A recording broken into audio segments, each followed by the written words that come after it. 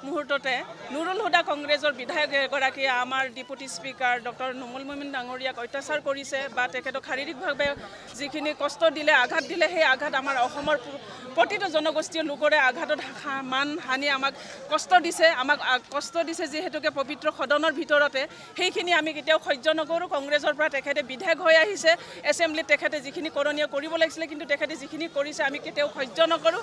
অসমৰ জনগোষ্ঠীৰ লোকসকলক তেওঁলোকে কংগ্ৰেছৰ নেতাসকলে যিটো অত্যাচাৰ কৰি তেজ খুহি আহিছিলে সেইখিনি আমি কেতিয়াও সহ্য নকৰোঁ। গতিকে তেখেতৰ ওপৰত যিখিনি আইনী ব্যৱস্থা ল'ব লাগে আমি নিশ্চয় আইনী ব্যৱস্থা লোৱাৰ বাবে আশাবাদী আৰু তেখেতক যিমানখিনি কঠোৰতকৈ কঠোৰ শাস্তি দিব পাৰি আমি শাস্তি দিয়াটো চৰকাৰক বিনম্ৰভাৱে অনুৰোধ জনাইছোঁ। আৰু জনগোষ্ঠীয় লোকসকলৰ ফালৰ পৰা আমি সমগ্ৰ অসমৰ বিভিন্ন ডিষ্ট্ৰিক্ট বিভিন্ন গাঁৱত আমি আজি ধৰ্ণা সাব্যস্ত কৰিছোঁ।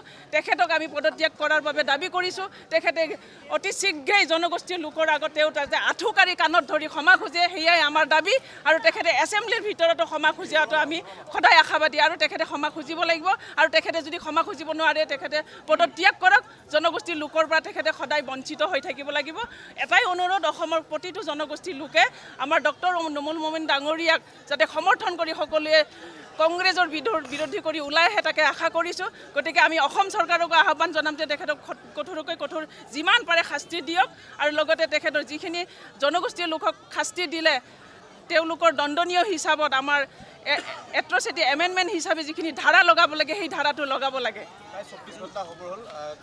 তেখেতক এতিয়ালৈকে আমি এৰেষ্ট কৰা দেখা নাই, যিহেতুকে যোৱাকালি সন্ধিয়াই দিছপুৰ থানাত এজাহাৰ দিয়া হৈছে। তেখেতে ডক্টৰ নুমল মমিন ডাঙৰীয়াই ডেপুটি স্পিকাৰ তেখেতে নিজে গৈ এজাহাৰ দাখিল কৰিছে। গতিকে এতিয়ালৈকে তেওঁক এৰেষ্ট কৰা দেখা নাই। গতিকে আমি আজি সন্ধিয়া 5 বজাৰ ভিতৰত যদি এৰেষ্ট কৰা নেদেখোঁ তেতিয়াহ'লে আমি অসমৰ গোটেই জনগোষ্ঠীয় লোকসকলে আমি কি ধৰ্ণা সাব্যস্ত কৰিম বা কি আমি হাতত ল'ম সেইখিনি আমি ক'ব নোৱাৰোঁ। ভৱিষ্যতলৈ আমি তেখেতৰ বয়কট নকৰালৈকে তেখেতে ক্ষমা নোখোজালৈকে তেখেতক দণ্ডনীয় হিচাপে পুলিচে বা অসম চৰকাৰে তেখেতক আইনীভাৱে ব্যৱস্থা নোলোৱালৈকে আমি কেতিয়াও ক্ষান্ত হৈ নৰওঁ।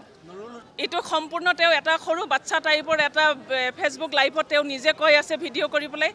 আজি অসমৰ এছেম্বলি পবিত্ৰ এছেম্বলিত চাৰিওফালৰ পৰা CC কেমেৰা আছে। CC কেমেৰাত জানো তেখেতৰ অত্যাচাৰ কৰাখিনি তেখেতে মাৰপিট কৰাখিনি তেওঁলোকৰ কংগ্ৰেছ দলৰ নেতাসকলে কিখিনি নাটক কৰি পেলাই অত্যাচাৰ কৰিছে সেইখিনি অসমৰ ৰাইজে দেখিছে, এছেম্বলিত থকা সকলো ব্যক্তিয়ে দেখিছে।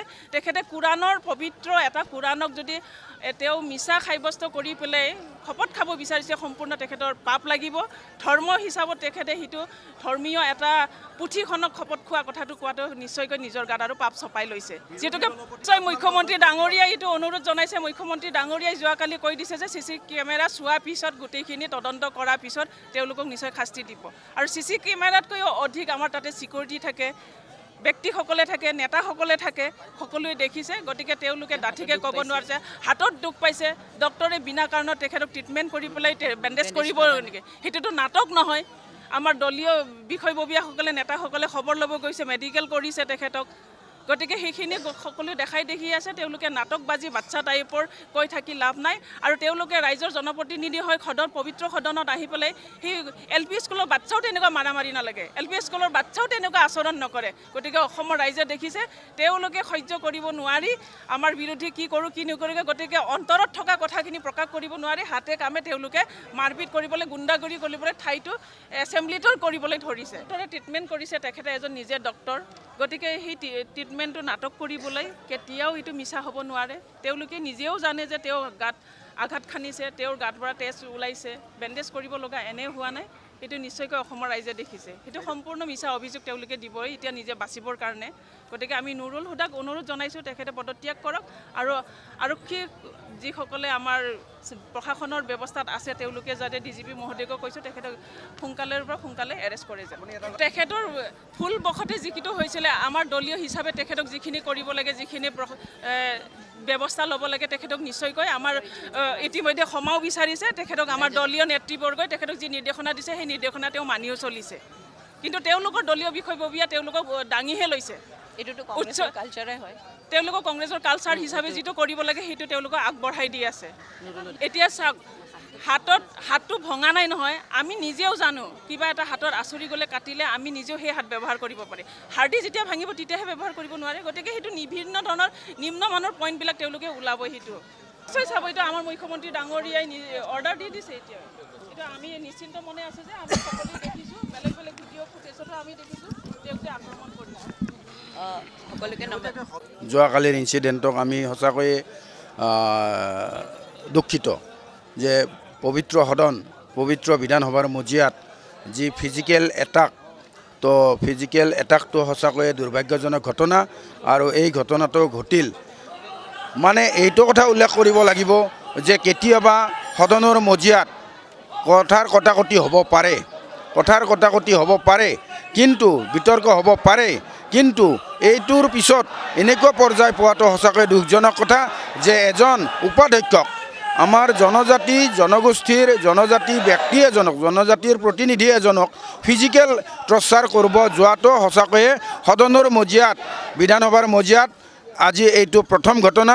গতিকে এনেকুৱা ঘটনাক আমি সঁচাকৈয়ে তীব্ৰ গৰিহণা দিছোঁ। আৰু এনেকুৱা ঘটনাই আচলতে আমাৰ ভাৰতীয় সংস্কৃতিৰ বিৰোধী, অসমীয়া সংস্কৃতিৰ বিৰোধী কাৰ্যকলাপ হৈছে। আৰু এইকাৰণে হ'ব পাৰিছে যে যিগৰাকী ব্যক্তি এনেকুৱা ঘটনাত লিপ্ত হৈছে, এটাক কৰিছে, তেওঁ এগৰাকী পূৰ্ববংগীয় ব্যক্তি, তেওঁ কংগ্ৰেছ দলৰ প্ৰতিনিধি। আৰু কংগ্ৰেছ দলৰ দ্বাৰা, কংগ্ৰেছ প্ৰতিনিধিৰ দ্বাৰাই এনেকুৱা ঘটনা সম্ভৱ হয়। গতিকে সেইকাৰণে তেনেকুৱা ঘটনাক আমি তীব্ৰ গৰিহণা দিছোঁ। আগন্তুক দিনত তেনেকুৱা কাৰ্যৰ পৰা বিৰত থাকিবৰ কাৰণে ইয়াৰ পৰাই আহ্বান জনাইছোঁ। আৰু এই পবিত্ৰ সদন কলুষিত কৰাটো আমি আচলতে অসমীয়া ৰাইজে, খিলঞ্জীয়া অসমীয়া হিচাপে আমি ক্ষমা। এইটো এটা ইতিহাস, তেওঁলোকৰ এইটো এটা ইতিহাস, তেওঁলোক সেইটো কালচাৰেই, কংগ্ৰেছৰ এইটো কালচাৰেই অনুসৰণ কৰি আহিছে। তেওঁলোকৰ নিজৰ দলৰ মাজত কৰা কৰি মাৰামাৰি, কাজিয়া, এইবিলাক এটা তেওঁলোকৰ ইতিহাস হৈয়ে আছে। আৰু এই তেওঁলোকৰ এই ধাৰাবাহিকতাটো স্থানকাল পাত্ৰৰ কোনো প্ৰয়োজন নাই, য'তেই পায় তাতেই ব্যৱহাৰ কৰে। গতিকে সদনৰ মজিয়াই হওক, বাহিৰতেই হওক, সকলোতে তেওঁলোকে সেইটো ব্যৱহাৰ কৰিব বিচাৰে। কিন্তু অপবিত্ৰ সেইটো মই নকওঁ। এইকাৰণেই কথাৰ কটাকটি হ'ব পাৰে বুলি মই ইতিমধ্যে উল্লেখ কৰিছোঁ যে সদনৰ মজিয়াত কেতিয়াবা হয়তো কাৰোবাৰ মতত নিমিলিব পাৰে, আৰু নিমিলিলে তেওঁলোকৰ মত বিৰোধ হ'ব পাৰে। গতিকে কিন্তু যোৱাকালিৰ ইনচিডেণ্টটোহে আচল কথা যে সদনৰ উপাধ্যক্ষ, সদস্য নহয় উপাধ্যক্ষ, যিগৰাকী সন্মানীয় অধ্যক্ষ উপাধ্যক্ষই সেই সদন চলাই মানে পৰিচালনা কৰে, তো সহপৰিচালকৰ গাত হাত দিয়াটো সেইটোহে অশোভনীয় নহয়, একেবাৰে চূড়ান্ত ৰূপ পাইছে। যিকোনো খবৰৰ বাবে যোগাযোগ কৰক 7099017330 লগতে 7099017110 নম্বৰত।